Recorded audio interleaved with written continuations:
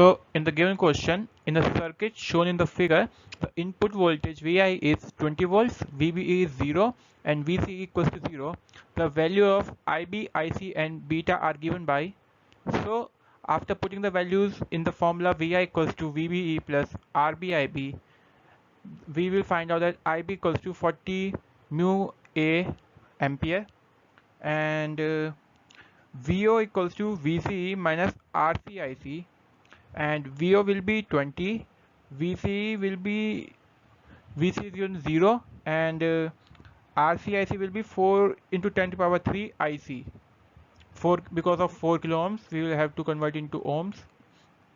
IC will be 5 milliampere and beta is given by IC by IB, which is 5 milliampere upon 40 microamperes. It will be find out 125. So answer will be IB equals to 40 milliampere, IC is 5 milliampere and beta will be 125. So answer is 4.